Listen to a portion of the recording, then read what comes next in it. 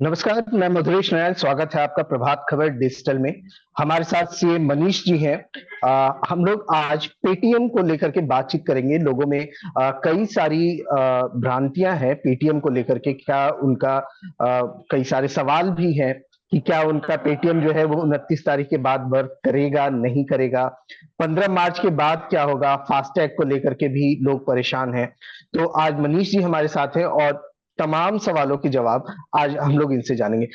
मनीष जी, सबसे पहले हम लोग ये जानना चाहेंगे कि पेटीएम पर जो प्रतिबंध है वो आरबीआई ने क्यों लगाया? देखिए, समझिए, सबसे पहले पेटीएम एक दो सर्विसेज देती है। एक पेटीएम पेमेंट बैंक है और एक यूपीआई सर्विस देती है। देखिए, पेटीएम कंपनी शुरू से ही विवादों में रही। 2018-19 में जो है, इनका अकाउंट एक बार बैन किया आरबीआई ने, क्योंकि इनके कंप्लायंस के इश्यूज चल रहे थे। इनको वार्निंग जी। दी गई। उसके बाद 2021 में इनके ऊपर 1 करोड़ की पेनल्टी लगी। 22 में इनको फिर बैन लगा, इन्होंने फिर रिजॉल्व कर लिया। 23 में फिर इनके ऊपर जी। लगभग 5 करोड़ की पेनल्टी लगी। जी। और स्टैट्यूटरी ऑडिट के इश्यू थे, नॉन कंप्लायंस के इशू थे, केवाईसी के इशू थे। इस वजह से अच्छा, इसके अलावा मनी लॉन्ड्रिंग का भी शक था, जी। इसलिए इनके पेमेंट के ट्रांजेक्शन्स पर, जो पेमेंट की इनकी पेमेंट बैंक थी, उस पर इन्होंने रोक लगा दी। आरबीआई ने इन जी। पर ये पॉजिटिव एक्शन लिया है। और अब पेटीएम के वॉलेट में आप 15 मार्च के बाद कोई पैसा नहीं रख पाएंगे। ऐसे जी। ही पेटीएम की जो भी सर्विसेज हैं, जैसे फास्टैग है, वॉलेट है, या ऐसी कोई और भी सर्विसेज है, उसमें कोई पैसा आप 15 मार्च तक नहीं रख पाएंगे। ये है जी। मुद्दा। ऐसे ही देखिए, पेटीएम की एक अपनी बैंक भी है, पेटीएम पेमेंट बैंक। वहां जी। जिनके भी बैंक अकाउंट्स हैं, जहां से किसी का मानो ऑनलाइन पेमेंट जाता है, किसी का ओटीटी का पेमेंट जाता है, किसी का ईएमआई कटता जी। है, किसी का किस्त कटता है, किसी का बिजली का बिल जमा होता है, किसी का मोबाइल का बिल जमा होता है, ये सारे जी। पेमेंट आपके बदस्तूर चलते रहेंगे 15 मार्च के बाद भी। लेकिन जी। उसी सीमा तक चलेंगे जिस सीमा तक आपका पैसा वहां पड़ा हुआ है। इस बीच में पेटीएम बैंक को लेकर के, फास्टैग को लेकर के क्या क्या बदलाव हुए हैं और आगे क्या क्या उसकी प्रक्रिया होने वाली है? देखिए, पेटीएम को लेकर जैसे कि आरबीआई ने इनको ब्लॉक किया, 29 मार्च तक का टाइम दिया। इसके बाद इनको कहा कि 15 दिन का टाइम और देते हैं, 15 मार्च तक कर लीजिए। यानी अब जी। आपके पास अगर पेटीएम का फास्टैग है या जी। पेटीएम से रिचार्ज है, तो जब तक आपका फास्टैग में पैसा है, तब तक तभी तक आपका इस्तेमाल कर फास्टैग पाएंगे। चलता रहेगा। जी। लेकिन अब आप इसमें कोई भी रिचार्ज नहीं कर पाएंगे। अच्छा, कई दुकानदार हैं जिन्होंने पेटीएम की मशीन रखी है, वो पेटीएम से पैसा एक्सेप्ट करते हैं, उनका क्या होगा? तो मेरे जी। पास दो तरीके होते हैं पेमेंट करने के, कि या तो मैं हर बार अपने बैंक अकाउंट से पेमेंट करूं, जी। या मैं, है ना, या मैं वो एक एक 2,000, तीन जी। हजार 4,000 रुपए, 6,000 रुपए अपने वॉलेट में डाल लूं, तो जी। मैं वहां से टुकड़े टुकड़े पेमेंट करूं। इन दोनों में क्या फर्क है वो समझिए। यही जी। सबसे इंपॉर्टेंट फैक्टर है। जैसे आमतौर जी। पर आप अपना एक बैंक अकाउंट मेंटेन करते हैं और जी। अपना कुछ 2,000, 5,000 रुपए पर्स में रख लेते हैं, आपके बैंक अकाउंट जी। में बार बार ट्रांजेक्शन नहीं हो रहे। जी। इसी तरीके से पेटीएम ने एक फैसिलिटी दी कि आप अपना वॉलेट ऑनलाइन मोबाइल के अंदर बना लीजिए, जिसमें आप 2, 4, 5, 8 हजार जो भी आपका पैसा है वो रखिए। आपको 1 रुपए से लेके जितने भी रुपए आपको पेमेंट करना है, उतना पेमेंट आप ऑनलाइन धड़ाधड़ धड़ाधड़ करते रहिए। इसका एक जी। एडवांटेज ये है कि आपके बैंक अकाउंट के ट्रांजेक्शन में हर छोटी बड़ी ट्रांजेक्शन नहीं आती। तो वॉलेट की जी। फैसिलिटी ये होती है, आपके बैंक अकाउंट को बार बार डिस्टर्ब नहीं होना, आपका पेमेंट होता जी। रहेगा। लेकिन वॉलेट की जी। वजह से क्या होता था, जितना पैसा मैंने वॉलेट में डाला, उतना वो कंसर्न यूपीआई कंपनी के पास रहेगा पैसा। यानी मैंने जी। पैसा, अब हम पेटीएम की बात कर रहे हैं, तो जैसे मैंने 6,000 रुपए अपने अकाउंट से निकाले, मैंने वॉलेट में डाल लिए। अब वो जी। पैसे वॉलेट में से मेरे कट रहे हैं, लेकिन जब तक वो खत्म नहीं हो रही, तब तक वो पैसे पेटीएम के पास सेफ हैं। जी। पेटीएम उस पैसे को इकट्ठा करके अपने पास रखता था, और उससे वो या तो जी। बैंक में एफडी करा के इंटरेस्ट कमाता था, या जी। उस पैसे से वो आगे लोन बांट के उससे मोटी इंटरेस्ट कमाता था। ये पेटीएम का अच्छा। बिजनेस था। तो वॉलेट से हमें तो मिलती थी फैसिलिटी और उनको मिलता था पेमेंट। अब आते हैं पेमेंट करने वाली बात। अब मैंने अपनी बता दी कि मैं कैसे काम करता हूँ, कंज्यूमर कैसे काम करता है। जी। मानो मेरा सब्जी वाला है, मदर डेयरी कैसे काम करता है। जब मदर हम्म। डेयरी के पास पैसे आते हैं तो वो उनके सीधे अकाउंट में पहुंचते हैं। तो ऐसे जी। में किसी भी दुकानदार को बिल्कुल भी घबराने की जरूरत नहीं है। अगर किसी हाँ। ने पेमेंट किया है तो उसके अकाउंट में पैसा तुरंत आ जाएगा। जिन लोगों ने बिल्कुल। पेटीएम बैंक में अकाउंट खोले हैं उनकी जी। पेमेंट 15 तारीख के बाद उनका वो डब्बा एक्सेप्ट नहीं करेगा। यानी अगर मैं 15 मार्च को पेटीएम में पेमेंट करूं तो उनका अकाउंट क्रेडिट नहीं लेगा।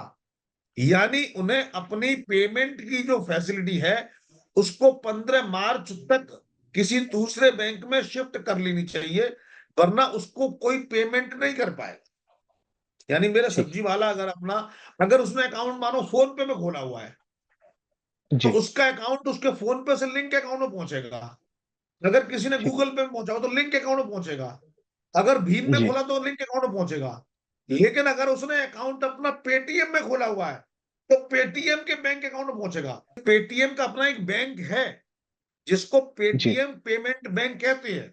जिन लोगों ने, आपने देखा होगा पेटीएम का डब्बा मिलता है जिस पर लिखा होता बिल्कुल। है 124 रुपए प्राप्त हुए, है ना। हाँ। तो ये उन्हीं के जी। होते हैं जो पेटीएम की बैंक से कनेक्टेड है। ऐसे ठीक। लोगों को उनकी सेल या सर्विसेज का पैसा अगर वो पेटीएम बैंक में है 15 मार्च के बाद नहीं मिलेगा। वो क्रेडिट एक्सेप्ट नहीं करेगा क्योंकि पेटीएम ने, आरबीआई ने इसको बैन कर दिया है। लोगों के जी। पास पेटीएम के अलावे किस फिनटेक में या फिर बैंक में जाने का ऑप्शन बचता है? किसी में भी जा सकते हैं, भारत पे है, गूगल पे है, एयरटेल बैंक है। इसके अलावा आप जी। नॉर्मली भी अपना अकाउंट भीम ऐप के थ्रू या किसी और के थ्रू अपने किसी भी बैंक से ऐड कर सकते हैं। अगर मेरा पैसा हर महीने मेरे पेमेंट बैंक से 8,000 रुपए कटता था ईएमआई किसी व्यक्ति के, हाँ, अगले महीने मेरे 15 तारीख के बाद 10,000 रुपए पड़ा हुआ है, 1 अप्रैल को 8,000 रुपए कट गए, फिर 2,000 रुपए बच जाएगा, तो ये 2,000 रुपए का क्या होगा? आपका पैसा सेफ है। पहली बात मदरेश ये कहना चाहता हूं, आपका पैसा सेफ है। हाँ। मानो आपके 8,000 कट गए, 2,000 बचे, आप उसे कहीं भी यूज कर लीजिए, कहीं भी शॉपिंग करें, खर्च करें, पेमेंट करें, कोई प्रॉब्लम नहीं है, रिफंड करें, ट्रांसफर कर लें। लेकिन आप उसे वॉलेट में ट्रांसफर नहीं कर पाएंगे। किसी को डायरेक्ट यूपीआई से जिस तरीके से पेमेंट करते हैं, अकाउंट टू अकाउंट पेमेंट होती है, वो पेमेंट जी। हम कर सकते हैं। इस तरह की खबरें आई थी कि मनी लॉन्ड्रिंग के भी चार्जेज पेटीएम पर लगे हैं। हम्म। अभी मीडिया में इस तरह की खबरें चल रही हैं कि ईडी को यानी एनफोर्समेंट डायरेक्टरेट को मनी लॉन्ड्रिंग के अभी कोई एविडेंस नहीं मिले हैं। इसका नतीजा जी। ये निकला है कि यह एक पॉजिटिव खबर पेटीएम के बारे में गई है। वहीं दूसरी ओर जी। एक ये भी खबर आ रही है, ऐसा सुनने में आ रहा है कि उनका एक्सिस बैंक से टाई अप हो रहा है, हो चुका है जी। या हो रहा है, इसको हम ऐसे ही समझें। और वहां जी। से अगर ऐसा हुआ तो एक्सिस बैंक अगर की गारंटी ले लेगी तो शायद कुछ पॉजिटिव न्यूज पेटीएम के लिए आ जाए। As ji. ऑन डेट स्थिति यही है कि 15 मार्च की जो डेडलाइन है वो खड़ी है। इसका एक, इन दोनों अच्छा। न्यूज का एक पॉजिटिव इम्पैक्ट ये जरूर गया है मदुरई जी, कि जी। इसके शेयर मार्केट, जो मार्केट में जो उसका शेयर प्राइस था जो डाउन हो गया था, अब एकदम से बढ़ गया है। अभी अपर सर्किट लगा था बिल्कुल। और मुझे लगता है कि अभी पॉजिटिव रहेगा थोड़े दिनों में। देखिए, भारत पे एक कंपनी थी, फिनटेक कंपनी थी, जिसके जो संस्थापक थे अश्लील ग्रोवर, उन्होंने हम्म। उन्होंने निर्मला सीतारमन जी से रिक्वेस्ट करी है कि इतने हार्श एक्शन आपको नहीं लेने चाहिए।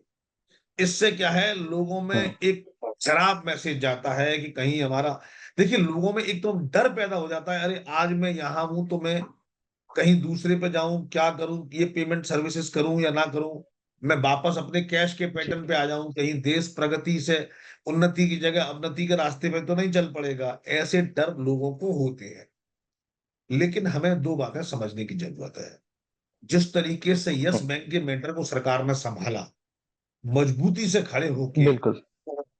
एक भी जी।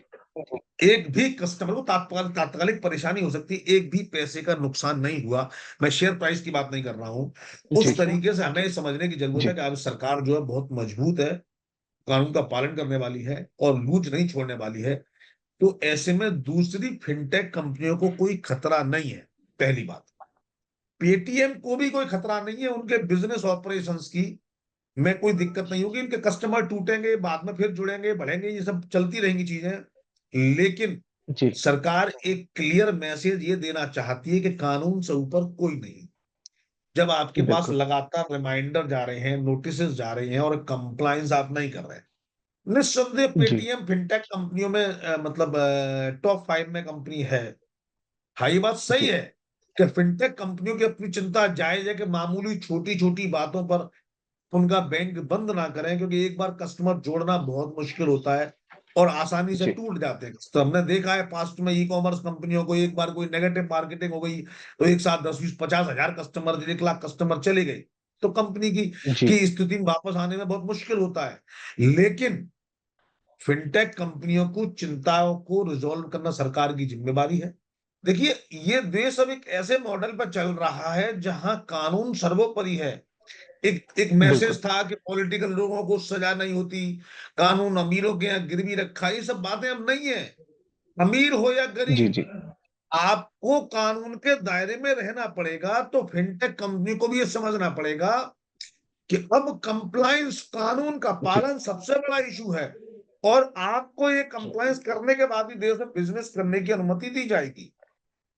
चूंकि जी पेटीएम का संबंध चीन से भी है, इसलिए सरकार जी इस मुद्दे पर और भी सतर्क होकर कदम आगे बढ़ा रही है। जी। सर, एक आखिरी सवाल कि अब कई लोगों में ये भ्रम है कि यूपीआई पेमेंट उनके लिए कितना सेफ है। हमें यूपीआई हम्म। पेमेंट से घबराने की जरूरत नहीं है और ये समय बचाता है। यूपीआई जी पेमेंट में बिल्कुल भी चिंता होने की जरूरत नहीं है। अगर मानो जी पेटीएम को वापस रिवाइवल मिल गया तो पेटीएम भी एज इट इज चलेगा। अगर मानो नहीं मिला तो यूपीआई है, भीम ऐप है या गूगल पे है या फोन पे, ये सब चलते रहेंगे। यूपीआई पेमेंट निस्संदेह रूप से, निश्चित रूप से 100% सेफ है। मैं ये कहना चाहता हूं कि अगर आप अननेसेसरी अकाउंट पे छोटे छोटे ट्रांजेक्शन बहुत ज्यादा नहीं करते हैं, तो आप वॉलेट में पैसा रखने की जगह अगर डायरेक्ट अकाउंट से करें तो आपको इंटरेस्ट की बचत होगी। जैसे मानो आप 2-4 हजार रुपए अकाउंट में हमेशा रखते हैं, वो पैसा अगर वॉलेट में है तो जी वो वॉलेट वाली कंपनी पैसा कम ब्याज कमा रही है, अगर वो आपके अकाउंट में है तो वो आप बिल्कुल। कमा रही है। ठीक है सर, बहुत बहुत धन्यवाद। ऐसी ही जानकारियों के लिए हमारे साथ जुड़े रहिए प्रभातखबर.com पे। धन्यवाद। प्रभातखबर.com, विश्वास वही, रफ्तार नहीं।